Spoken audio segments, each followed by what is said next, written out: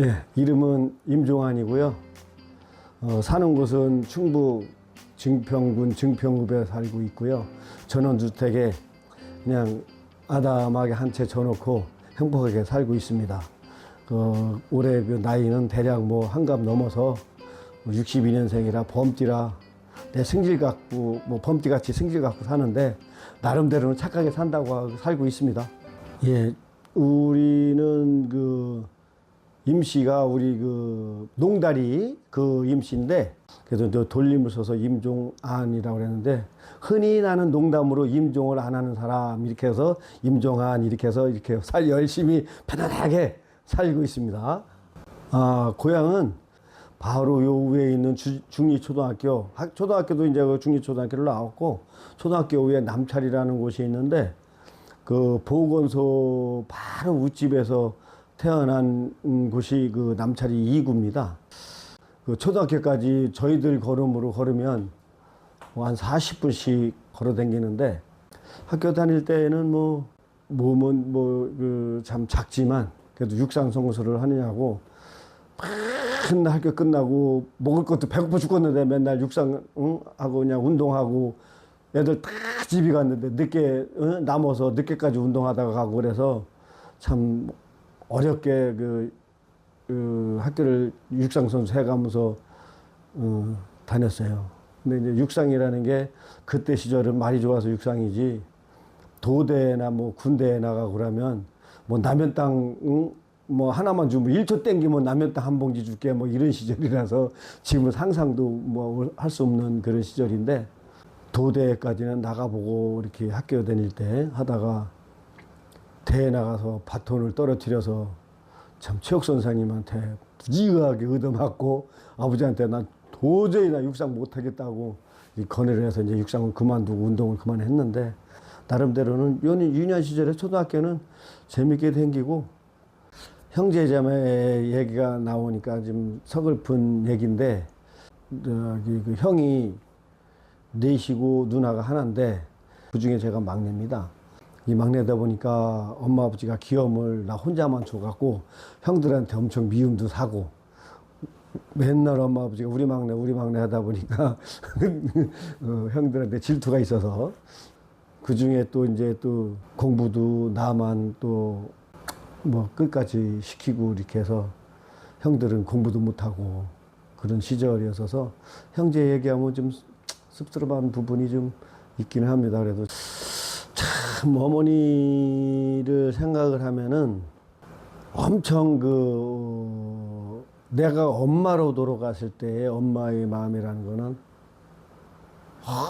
엄청 어려웠을 것이다 이런 생각을 많이 합니다. 지금 저도 이제 지금은 가장으로서 이제 어떤 가족을 꾸리고 이 가정을 이끌어 나가고 이렇게 하는 가장으로서 엄마의 그때의 엄마 마음으로 돌아가 보면 먹을 건 없고 가족은 많고 그 와중에 막내는 뭐 먹고 싶다 그랬을 때의 그 심정이라는 거를 돌이켜 보면 얼마나 마음이 아팠을까라는 생각을 많이 이제 집사람하고도 이제 그런 얘기를 많이 하고 사는데 이 부모님에 대한 무게라는 게 이 철없는 자식들이 먹고 싶다는 거를 못 해줬을 때의 마음이 어땠을까라는 생각을 많이 지금도 많이 하고 삽니다. 근데 이제 우리 어머니는 365일을 쉬지를 않고 일을 해도 가정 형편이 좀 펴지지 않는 그 아버지가 그 가정으로서의 큰 역할을 안 하시는 바람에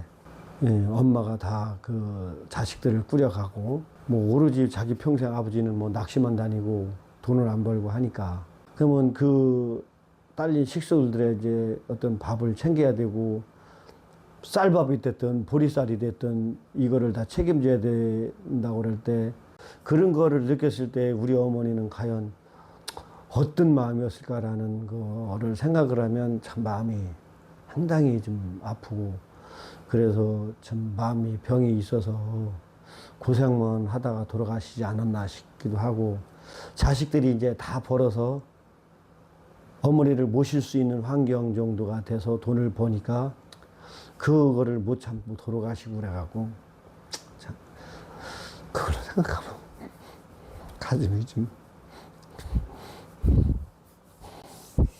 중학교 때는 이제 초등학교를 졸업을 하고 바로 중학교를 이제 내가 바로 못 갔어요.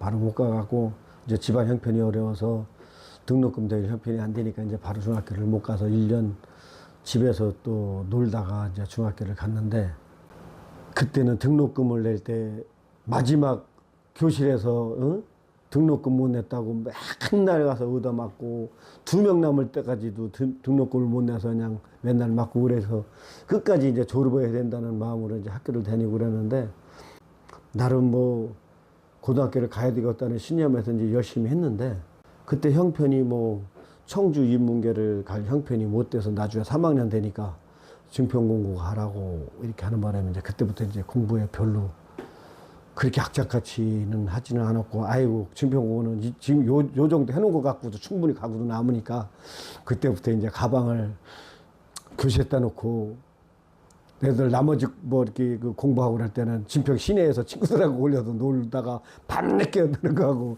이렇게 하고 이렇게 해서 한 시절도 있었는데, 고등학교 입학할 때도 4대1 정도가 됐는데 뭐 부등으로 내가 입학하지 않았나 봐요. 그래서 장학금 이제 받아가면서 학교를, 고등학교는 다니면서 뭐 2학년 때부터 이제 뭐 학도국단에 들어가고, 3학년 때는 학생회장 겸 뭐 연대장을 내가 역임을 하면서 나름대로는 이제 고등학교 시절은 재밌게도 지나고, 친구들하고 진짜 빵집에 들어가면은 그 빵집에 있던 친구, 그 후배들이 다 도망갈 정도로 무서워서 애들이 다 이렇게 도망다니고 그런 짓도 해봤는데, 내 친구들이 내가 어떻게 대학교를 갔는지도 모를 정도로 저는 사실은 좀 집중력은 있습니다. 그 고등학교 때도 똑같이 놀고 똑같이 까불고 돌아다니는데, 항상 제가 10등 안에는 들고 있었던 내용들은, 아무리 놀아도 내가 수업 시간만큼은 절대 안 떠들고, 시험 딱 낸 것도 2주만큼은 절대 바깥에 안 나와서 시험 공부를 하고, 이렇게 해서 내신을 차곡차곡 내가 쌓아 나갔고, 나름대로 3학년 때는 대학교를 가야 된다는 마음에서 학교 끝나고 체육관에서 이제 내가 건축과 있는 학교를 대학을 못 가면 체대라도 간다고 태권도를 이제 늦게까지 태권도 하고, 끝나고 다시 학교로 들어가서 밤 12시까지 내가 혼자서 이제 공부하다가 나오고 이렇게 하다가, 뭐 부모님이 대학교 갈 수 있으면 한번 네가 네 마음대로 해봐라라고 하는 것은 못 갈 거라고 생각을 하고 이제 그렇게 말씀을 하셨는데, 실상은 내 나름대로는 가고픈 마음이 있어서 열심히 내가 해서 사실은 대학교 서울로 갔는데, 그 명지대학교를 갔는데, 지금도 친구들이 종환이가 어떻게 대학교 갔는지도 아직 이해를 못하는 사람들 중에 많아요. 대학교도 1학기를 마치고 딱 왔는데 그 영장이 나온 거를 아버지가 나한테 얘기를 안 하고 있어서, 방학하고 오자마자 휴학기 낼 시간도 없이 군대를 가게 됐어요. 방이지만. 이제 내가 나이 먹고 학교를 다니다 보니까 고등학교 때 신체 검사를 해서 학력이 고졸도 안 되고 중졸이어 갖고, 그때 이제 그 병역법은 지금은 어떻게 되지만 병역법이 국졸, 중졸, 고졸, 대졸 이렇게 따지기 때문에 고제가 없어서 학벌이 중졸이다 보니까 방위가 뚝 떨어지대요. 그래서 이제 단계사병을 이제 끝내고 나서 복학을 내가 해야 되는데, 등록금이 이제 좀 만만치 않아서 큰형이, 야, 1년간만 너 이제 큰형이 이제 알루미늄 샤시, 그때 이제 샤시 공장이라는 걸 했는데, 샤시 공장에서 1년간만 도와주면 내가 너 나머지 3년간 보내줄 테니까, 등록금을 대줄 테니까 도와달라고 그래서, 어차피 뭐 등록금서 복학할 형편은 안 돼서 그러면 그렇게 하겠다라고 해서 이제 1년 내내 이제 봉급도 없이 샤시 공장에 이제 보수도 없이 그냥 1년 내내 해줬더니, 1년 후에 똑같은 소리를 또, 응? 야, 아직도 어려워서 내가 등록금 못 주겠다. 1년만 더 도와달라고. 이런 식으로 해갖고 내가 3년을 내가 내려 그 공장에서 샤시 공장을 도와줬는데, 그래도 또 복학이 안 된다고 그래갖고, 이 이제 연장 3회의 휴학계는 대학교를 이제 그만두는 그런 입장에서 참 내가 너무 그 속상해서 이제 친구들하고 술을 먹고 참 하지 말아야 되는 그 증평 읍내의 도로 복판을 돌아다니다가 택시에 쳐갖고 내가 이제 병원에 뭐 입원하는 사건이 이렇게 생기고 그랬었는데 마침 또 그걸 또 알고 우리 고등학교는 남녀공학이었어요. 남녀공학이었는데 남녀공학에 이제 여자친구 하나가 헤매고 돌아다니고 술 먹고 돌아다니고 사고 나고 뭐 그러니까 종환이 왜 그러냐고 사이드한테 물어봐갖고 제가 이만저만해서 부각을 해야 되는데 못해서 저렇게 방황을 하고 다닌다고 하니까 그 친구가 사이드로 그냥 등록금을 줘서 남자친구한테 줘서 이제 나한테 갖고 와서 그걸 복학해갖고 지금 이제 졸업해서 이렇게 살게 됐는데 참 고마운 친구죠. 그때 그 돈을 그 친구가 대주지 않았다라고 하면 아마 내가 대학교를 졸업을 못하는 그런 일이 있었을 거예요. 근데 이제 그 덕분에 서울에 올라가서 그때부터는 이제 1학년 2학기를 다니면서부터 시간만 나면 틈만 나면 이제 아르바이트를 하고 노가다 뛰고 방학 때 현장에서 이제 노가다 다 뛰어서 등록금 마련하고 이렇게 하면서 나머지 이제 3년을 내가 스스로 해서 이제 대학교를 졸업했는데 뭐 지금은 뭐 내가 그렇게 고생을 해서 졸업을 했는데 틈만 나면은 형들이 자기가 등록금 대서서 졸업했다고 그러니까 뭐가 진실인지는 나 혼자만 알겠죠. 지금은 현대산업개발이라고 이렇게 얘기를 하는 것도 그때 당시는 내가 이제 현대건설 도남동에 있는 이제 그 고려대학 병원 현장을 내가 가게 됐는데 이제 교수님 추천으로 건설을 들어갔는데 우리가 이제 부류가 공학까지만 절반은 설계 쪽으로 가고 절반은 이제 시공사 쪽으로 이제 현장 쪽으로 가는데 그때 당시에 그 페이는 한 3배 정도가 차이가 났었어요. 설계 사무실보다 현장이. 그래서 이제 그 돈을 벌려면 무조건 이제 현장으로 가야 되는. 그래서 뭐 돈을 벌어야 되니까 현장으로 갔는데 6개월도 채 내가 지금 거기에서 있지 못 있었던 것 같아요. 내가 이제 고지식한 것 때문에 그랬던 것 같은데 한 현장은 내 승질 때문에 나왔고 한 현장은 너무 이제 부산까지 보내는 바람에 내가 그렇게 됐고 세 번째 현장은 개발부서팀에서 이제 개발팀 부도를 내서 그냥 또 그만두게 되고 그러다가 이제 그때는 이제 경력도 생기고 그러니까 공장들 식품 핵섭 공장이나 이제 전자 클린룸 공장을 주로 이제 그때부터 이제 클린룸 공장을 짓기 시작하러 다녔는데 한 10년 정도 공장에 그냥 매진을 하다 보니까 이 공장은 단타예요, 단타. 6개월, 길어야 1년. 이렇게 해서 이제 많은 공사를 수행을 해서 나름대로 돌아다니면 저는 건물들이 많으니까 좀 참 자부심도 있다고 할까 그런 게 많고 하도 고향에 오고 싶어서 이제 고향에 와서 여기까지 터를 잡기까지는 좀 그 이전에 이 고생도 많았지만 와서 이제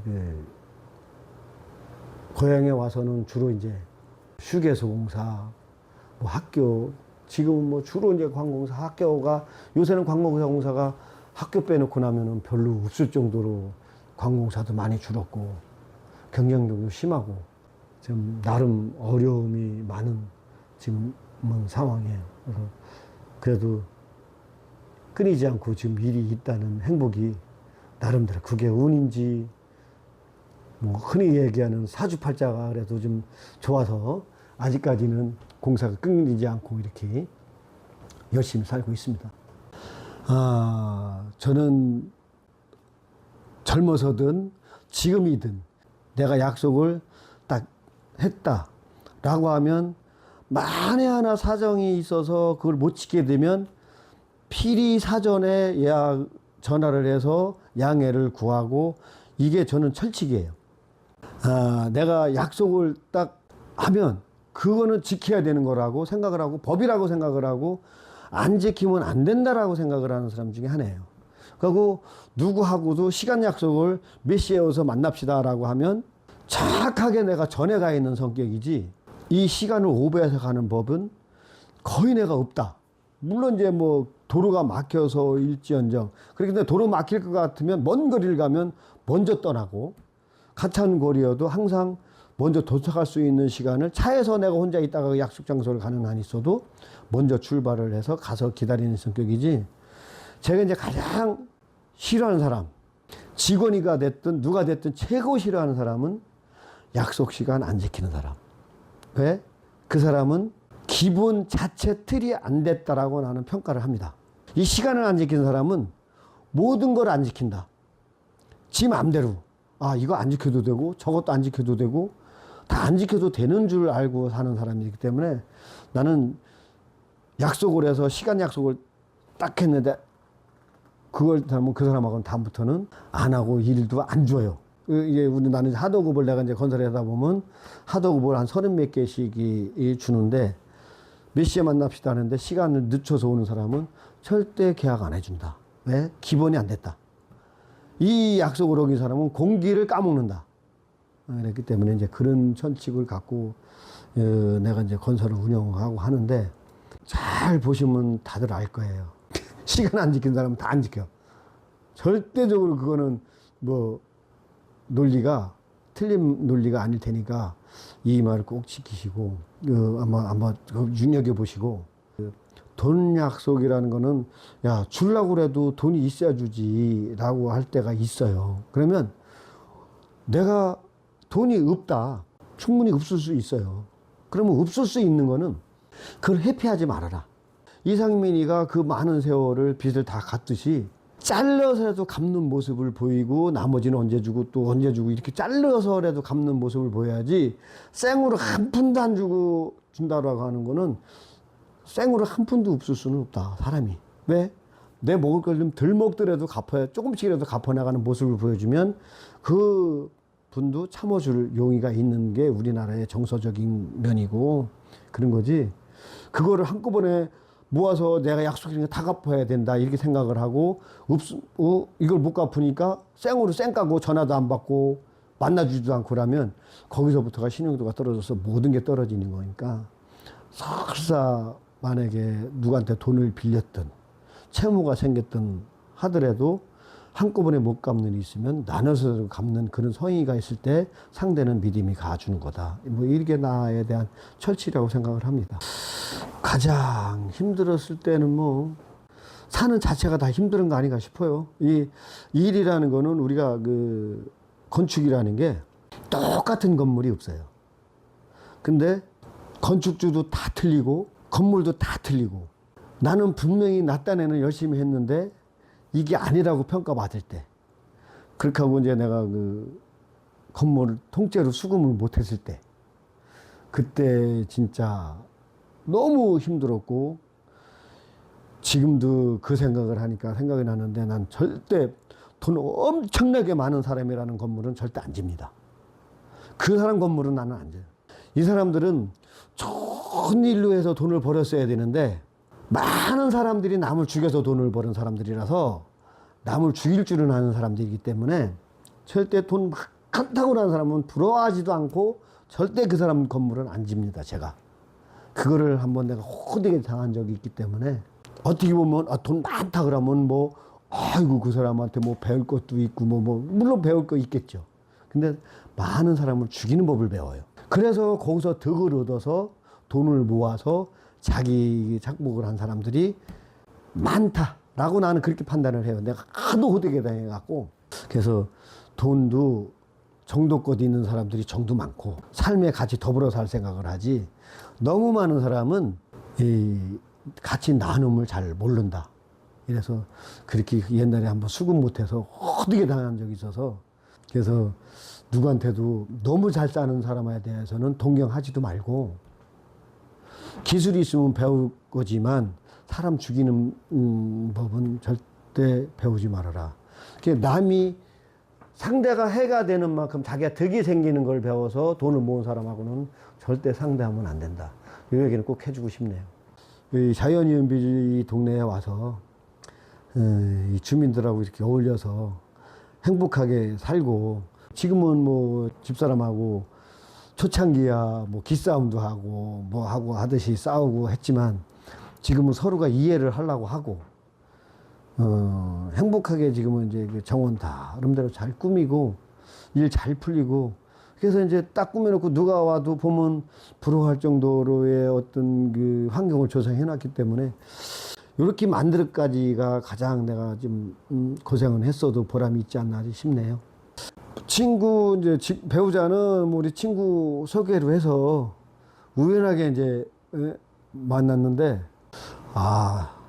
딱 봤는데 되게 선해 보이고 이뻐 보이고 되게 착해 보이는 게 이게 무슨 뭐 흔히 말하는 뭐 콩깍지가 가고 왔다. 어떻게든 해서 여자는 내가 꼬셔야 되겠다. 이런 마음이 첫눈에 딱 와서 그냥 뭐 다짜고짜 뭐 전화번호 줄 수 있냐고 내가 얘기를 해서 전화번호를 따서 이제 연락을 하고 이렇게 해서 만났는데 역시 뭐 지금도 집사람하고 이제 아까도 얘기했다시피 초창기는 뭐 티격태격 왜 기싸움이 있어서 그거를 하는 거니까 지금은 내가 졌는지 나는 내가 집사람한테 졌다고 생각하는데 집사람은 자기가 졌다고 그러니까 뭐 그렇다고 치고 지금은 아예 싸우려는 생각을 전혀 하지를 않죠. 뭐 예를 들어서 좀 내 기준에 안 맞는 얘기를 집사람이 해도 그래요 당신이 맞지 뭐 이렇게 하는 그런 정도까지 왔고 우리 집사람은 나한테 뭐 전우애로 산다고 하니까 우리 집사람한테는 그래도 참 변치 못한 나를 만나서 참고 여태까지 살아줘서 고맙고 나를 위해서 자기 몸 헌신해줘서 고맙고 항상 나 위에는 아무것도 없는 것 같이 위해줘서 고맙고 모든 것이 우리 가족이 이렇게 잘 살게 좀 내줘서 고맙고 모든 것이 그냥 집사람한테는 고마울 뿐인 그리고 감사한 마음을 표현합니다. 내가 이제 내 자신한테 하고 싶은 이제 그 얘기는 순간도 나는 헛되이 안 보내고 내 가족을 위해서는 지금까지 내가 나 자신한테 누가 뭐래도 나는 열심히 살았다 마음을 표현합니다.